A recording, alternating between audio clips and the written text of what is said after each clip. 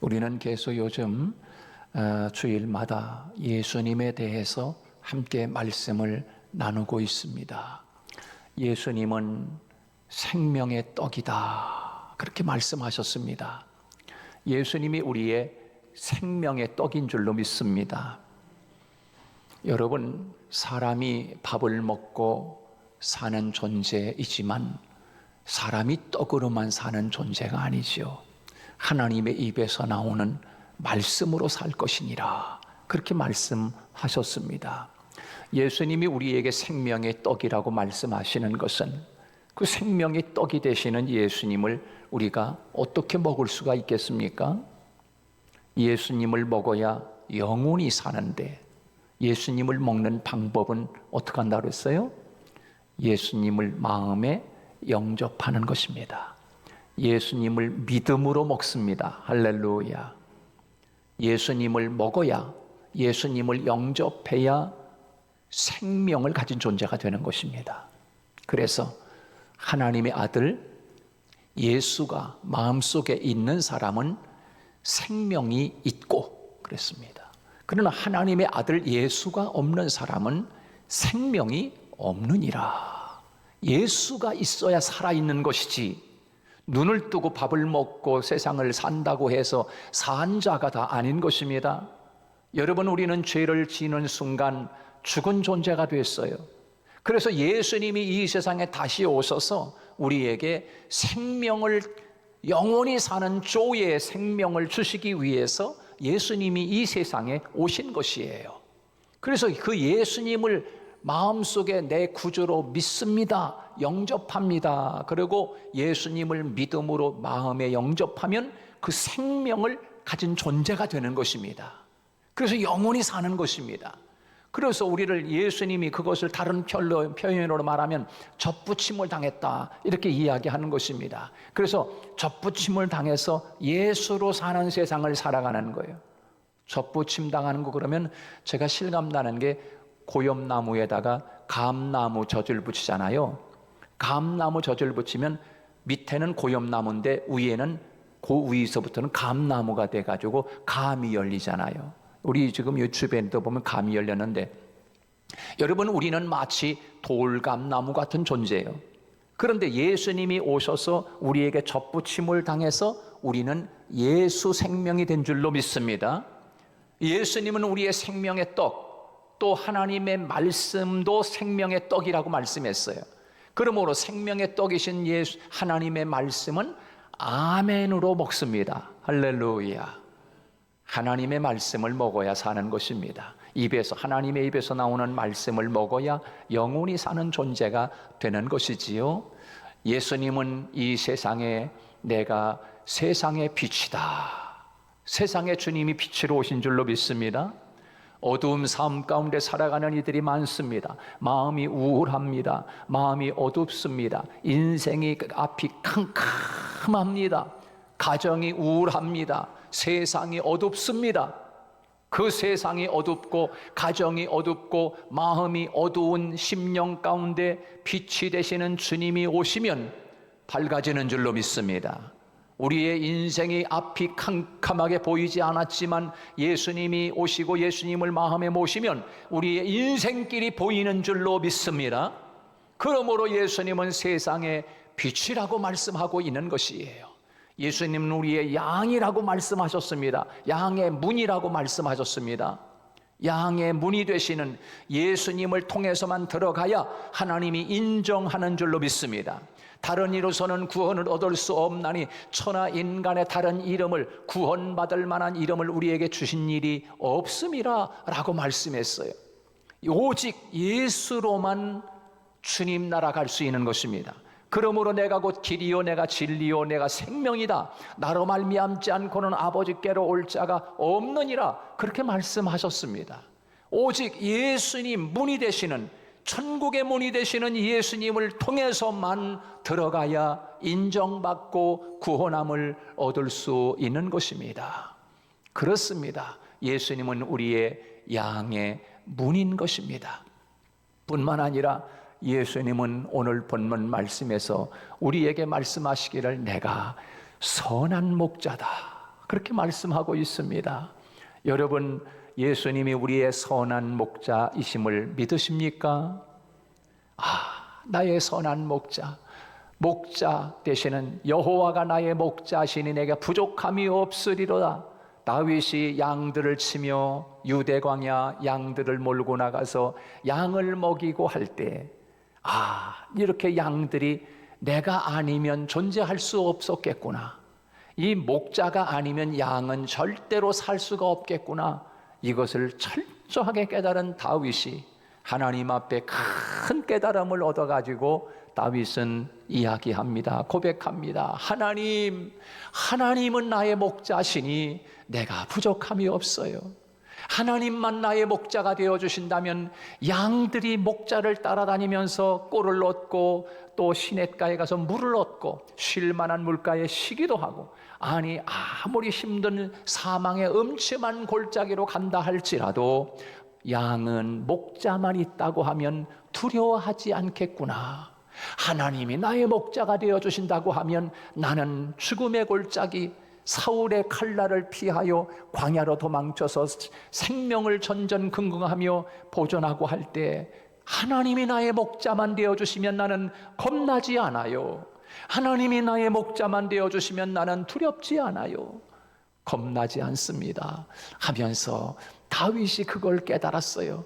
그걸 안 다윗이 날마다 삶 속에서 하나님을 자기의 목자로 모시고 사는 거예요. 그러니까 여러분, 그런 고백하잖아요. 나의 힘이 되신 여호와여, 내가 주를 사랑하나이다.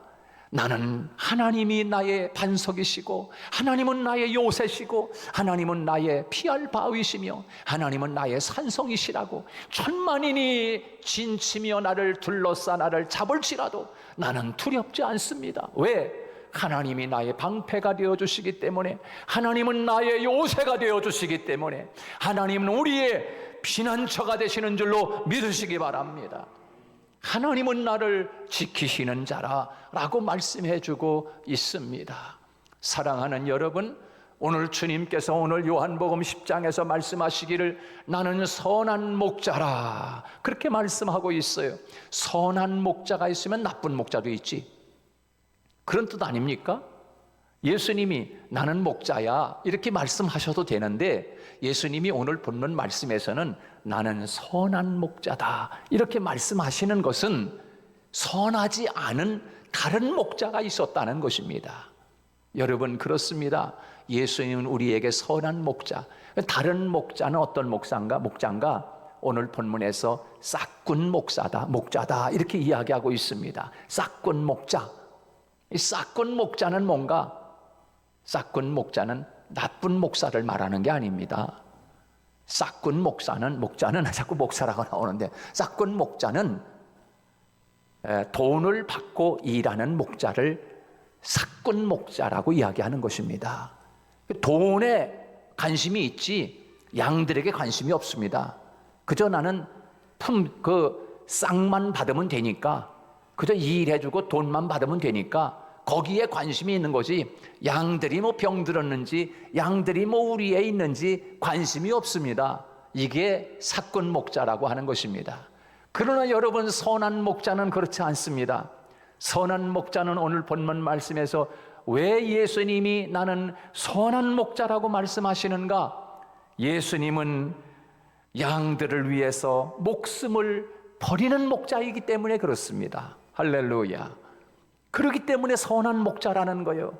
양들을 위해서 어떤 돈 받고 일하는 목자가, 양들을 위해서 자기 생명을 바치는 목자가 어디 있습니까, 여러분? 돈 받고 일하는 목자는 양들을 위해서 자기 생명을 버리지 않습니다. 그저 일해주고 다치지 않을 만큼 일하고 그저 풍상만 받으면 됩니다. 이게 바로 삭군 목자라고 하는 것입니다. 그러나 예수님은 양들을 위하여 자기 생명을 버렸다. 오늘 본문에서 그렇게 말씀하고 있습니다. 여러분, 예수님은 우리를 위하여 생명을 버리신 줄 믿으시기 바랍니다. 우리를 위하여 예수님은 저 십자가에서 자기 생명을 우리에게 대속물로 주시기 위하여, 피를 흘려주시고 생명을 버리셨습니다. 우리를 살려내기 위하여 우리의 목자 되시는 예수님은 양들을 위하여 생명을 버리셨기 때문에 주님은 우리에게 말씀하시기를 나는 선한 목자라고 그렇게 이야기하는 것입니다. 예루살렘에 가보면은 누구든지 꼭 한번 들리는 곳이 있습니다. 그것이 어디냐면 제2차 세계대전 때 나치 독일이 이스라엘 유대 백성들을 600만 명을 죽였습니다. 그 600만 명을 죽인 것에 대해서 무고한 이스라엘 유대 백성들, 그 숨져간 백성들을 위해서 이스라엘의 그 유대인 학살 기념관을 세워놨는데 누구든지 거기 가면 한번 들리게 되는데요. 그런데 이 2차 세계대전이 일어나면서 독일에서 한 300만 명이 죽고 그 다음에 폴란드 나라에서 한 300만 명이 죽었습니다. 합쳐서 한 600만 명 추산하기를.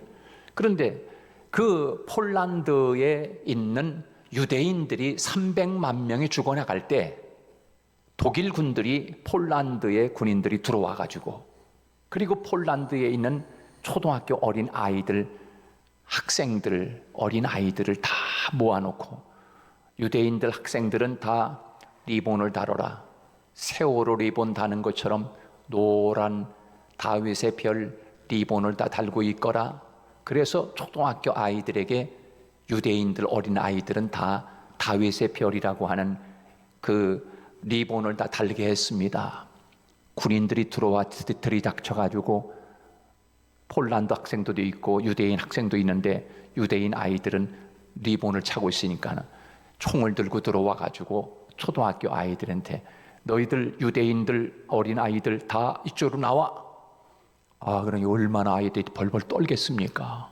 야, 이거 다 죽겠구나. 그래 아이들이 막 그냥 두려워가지고 어쩔 줄 모르는 것입니다. 그때 한 선생님이, 담임 선생님이 안 됩니다. 나가지 마. 그러고서 막습니다. 그러면서 선생님은 저리 가라고. 선생님은 유대인이 아니지 않습니까? 그러니까 아이들이 막 아우성이고 막 무섭다고 막 난리치고 나중에는 이제 그 유대인 아이들을 데리고서 이제 다 트럭에 실어가지고 가스실로 가는데 선생님이 끝까지 따라가는 거예요. 내가 너희들을 위해서 두려워하는 어린 아이들을 위해서 담임 선생님이 끝까지 따라. 그리고서 트럭에 같이 올라타는 겁니다. 그리고 가스실로 들어가는데 아이들이 무서워가지고 사기가 그냥 얼굴이 다 그냥 시퍼래져가지고 너무너무 지금 두려워 떨고 있는 그런 아이들 보면서 담임 선생님이 그리고 그 아이들 손을 다 잡고 얘들아 우리 같이 기도하자. 그리고 떨고 있는 그 아이들 손을 다 잡고 하나님 앞에 하나님 우리를 지켜주세요.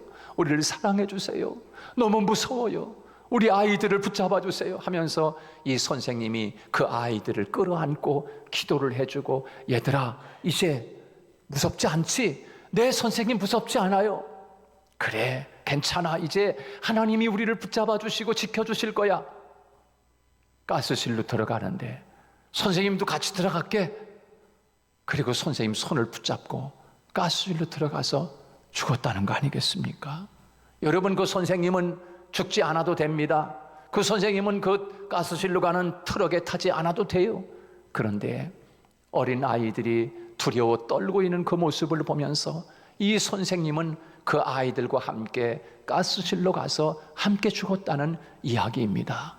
여러분, 그래서 이스라엘 땅에 가보면 그 유대인 학살 600만 명이 죽은 그 앞에 아름다운 선생님의 이름이 거기에 기록되어 있습니다. 그 선생님의 이름이 크로자크 선생님이라고 하는 것 아닙니까? 여러분이 한번 유튜브를 한번 찾아보세요. 이 크로자크 선생님의 아름다운 사랑 이야기. 이 보면 그 아이들을 위해서 폴란드 선생님이 유대인 아이들이 죽어갈 때 함께 가스실로 들어갔다는 거예요. 여러분 그렇습니다. 예수님은 바로 이렇게 자기 목숨을 위해서 내 놓으신 선한 목자가 우리를 위하여 목숨을 아끼지 아니한 분이 예수님이라고 하는 것을 우리는 잊지 말아야 합니다. 마가복음 10장 45절에서 이렇게 말씀합니다. 인자가 온 것은 섬김을 받으려 함이 아니라 도리어 섬기려 하고 자기 목숨을 많은 사람의 대속물로 주려 함이니라. 그렇게 말씀하고 있습니다. 예수님은 우리를 위하여 이 땅에 오셔서 섬김을 받기 위해 오신 분이 아니라 오히려 섬기고 오히려 자기 목숨을 양들을 위하여 대속물로 주기 위해서 예수님이 이 세상에 오셨음을 분명하게 말씀하고 있습니다. 자기 목숨을 양을 위해 내놓았습니다. 그러므로 우리가 영생을 얻은 것입니다. 그러므로 우리 예수님을 선한 목자라고 하는 것입니다. 예수님이 왜 선한 목자입니까? 양인 우리를 너무나 잘 알기 때문입니다. 할렐루야. 남편이 아내를 안다고 하지만 어찌 다 알 수 있겠습니까? 또 아내가 남편을 얼마나 알겠습니까? 내 자녀를 내가 얼마나 알겠습니까? 얼마나 자녀가 부모의 마음을 알겠습니까? 아무리 친하고 아무리 내가 낳았어도 내 자녀를 내가 얼마나 알겠습니까? 그러나 선한 목자 되시는 예수님은 양을 오늘 본문에 안다고 이야기하고 있습니다. 예수님은 우리의 모든 것을 아시는 줄로 믿습니다. 내가 왜 아파하는지, 왜 내가 외로워하는지, 왜 내가 답답해하는지, 왜 내가 이 세상에서 두려워하며 살고 있는지, 내가 왜 지금 한숨 쉬고 있는지, 목자, 선한 목자 되시는 예수님은 나를 안다고 말씀하고 있습니다. 그렇기 때문에 그분이 우리의 선한 목자가 되어주시는 것입니다. 나를 알고 계시는 그 주님과 함께 가까이 친근히 살아가는 저와 여러분이 되시기를 축복합니다. 오늘 본문 14절에서 나는 선한 목자라 내가 내 양을 알고 양도 나를 아는 것이, 또 27절에서는 내 양은 내 음성을 들으며 나는 저희를 알며 저희는 나를 따르느니라, 그렇게 말씀하고 있습니다. 예수님은 우리들을 너무너무 잘 압니다. 할렐루야. 문제가 있어요. 그런데 양인 우리들이 목자 되시는 예수님을 너무 모른다는 것입니다. 여러분에게 제가 묻습니다. 여러분의 목자 되시는 예수님은 어떤 분입니까? 예수님이 여러분에게서 누굽니까? 주님은 우리에게 말씀하셨어요. 땅끝까지 이르러 내 증인이 되기를 원한다. 포도주를 나눠주고 떡을 나눠주며 제자들에게 말씀합니다. 이 떡과 포도주를 먹고 마실 때마다 나를 기념하라. 내가 다시 이 땅에 오는 동안 올 때까지 너희들은 나를 기념하는 자가 되어야 돼. 너희들을 볼 때마다 예수님이 보여야 돼. 너희들을 보노니마다 하나님을 생각나게 해야 돼. 이렇게 기념된 인생을 살아갈 것을 주님은 말씀하시면서 잡히시기 전날 밤에 떡과 포도주를 나눠주면서 내가 올 때까지 너희들이 기념비가 되라, 그렇게 말씀하고 계시는 거예요. 사랑하는 여러분, 여러분 주님을 얼마나 아십니까? 주님이 누구십니까? 우리 장로님에게 제가 물어볼까요? 예수님이 누굽니까? 라고 물어볼까요? 권사님에게 물어볼까요? 아니, 우리 동네 교회도 안 다니는 사람이 우리 한원문 교회 다닌다면서 집사님 한원문 교회 그럼요. 그래요. 하나님이 누구요? 나도 다니고 싶은데 하나님이요? 글쎄요. 예수님이 누구요? 글쎄요. 이렇게 나오면 안 되지 않습니까? 하나님하고 어설픈 관계, 그리고 예수님하고 어색한 관계가 되면 안 되잖아요. 예수님이 누굽니까? 여러분, 부부가 한 집에 살면서 어색한 부부 있는 거 봤어요? 부부는 함께 살면 부끄러운 게 없는 거야. 그게 부부 아닙니까? 얼마나 압니까? 너무나 잘 알지 않습니까? 예수님은 우리의 신부, 신랑이라고 이야기하면서, 내가 신부라고 이야기하면서, 예수님이 동네 아저씨인가, 아니면 저 서울에서 온 총각인가, 이 사람이 누구요? 어색한 관계, 이렇게 예수님하고 나와의 관계를 그렇게 알고 살아갈 겁니까? 언제까지요? 안 돼요. 주님 나라 갈 때까지 어서 예수님을 신부로 맞이할 수 있기를 축복합니다. 여러분의 신부, 여러분 세상 살아가면서 좋은 친구 많아도 남자친구나 여자친구 만나면 야, 내 남자친구 생겼다. 야, 아이들 총학들 그랬잖아요. 야, 걔 어떠냐? 야, 걔 너무 좋아. 너무 잘생겼어. 너무 멋져. 얼마나 자랑합니까? 근데 우리의 신랑 되시는 예수님을 자랑 좀 한번 해보세요. 예수님이 누구요? 라고 안 믿는 사람이 오늘 권사님에게, 집사님에게, 장로님에게 물어보면 입에서 술술술 나와야지요. 우리 아빠가 이런 분이에요. 우리 하나님 아버지 이런 분이에요. 이런 분이에요. 우리 예수님이 이런 분이에요. 이런 분이요. 라고 여러분 자랑할 수 있는 것, 그게 전도 아닙니까? 그게 주님의 증인되는 거예요. 근데 우리는 말 한마디도 못해요. 교회 다니고 싶은데 예수님이 있어요? 하나님이 있어요? 물어보면 글쎄요, 나도 잘 모르겠는데요. 이렇게 되면 안 되잖아. 예수님이 누구요? 글쎄요, 참 어색하네요, 이게 말하기가. 이렇게 되면 안 되잖아요. 여러분, 예수님은 선한 목자인데 선한 목자는 양들을 안다고 말씀했어요. 그러나 양된 우리가 목자 되시는 예수님을 잘 알고 증인된 삶을 살아갈 수 있기를 주님의 이름으로 축복합니다.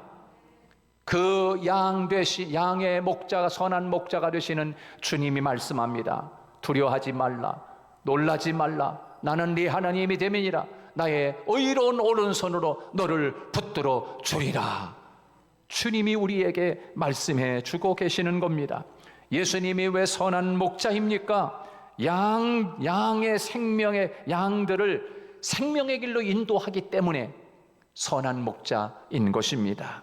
자기 양을 다 내놓은 후에 앞서가며 그랬습니다. 선한 목자는 양들을 인도하기 때문에 선한 목자인 줄로 믿습니다. 앞장서서 가는 목자인 것입니다. 예수님은 말씀으로 우리를 인도하십니다. 우리를 구원하신 예수님은 방관하지 않습니다. 우리를 구원해내놓고 너 맘대로 살아, 이게 아닌 거지요. 예수님은 우리를 구원하실 뿐만 아니라 우리들을 말씀으로 인도해 가는 것입니다. 다른 보혜사 성령님을 보내주셔서 우리들을 견인해 가십니다. 성도의 견인이라고 이야기합니다. 어디까지? 천국 가는 그날까지 우리 주님이 우리를 이끌어 가시고 인도해 주시기 때문에 예수님은 선한 목자이신 줄로 믿습니다. 그러면 목자가 어떻게 양을 이끌어 갑니까? 양이 목자를 알기 때문에 목자의 음성을 들을 수 있어서 그 목자를 따라간다는 것입니다. 목자의 음성에 귀를 기울여야 합니다. 교회에서는 목사의 설교를 통해서 하나님의 음성을 듣습니다. 내게 다 다가온 어떤 사건을 통해서도 하나님의 음성을 듣습니다. 그리고 보다 더 중요한 것은 하나님의 말씀을 통해서 우리를 인도하신다는 것입니다. 말씀을 들을 때 하나님의 인도하심을 받을 수 있습니다. 우리는 수많은 말을 많이 듣지 않습니까? 세상의 말을 많이 들어. 야, 빨리 글로 모여라. 야, 이태원으로 다 모여라. 야, 다 홍대로 앞에로 모여. 얼마나 많은 소리를 많이 듣습니까? 그 소리를, 그래, 알았어. 그 음성을 듣고 다 따라가지 않습니까? 주님이 우리의 목자가 되기 때문에 우리들을 말씀을 통해서 인도하는 거예요. 설교 말씀을 통해 인도하시고, 얘들아 오늘 걸로 모여, 걸로 와. 이 음성을 통해서 다 따라가는 거 아닙니까?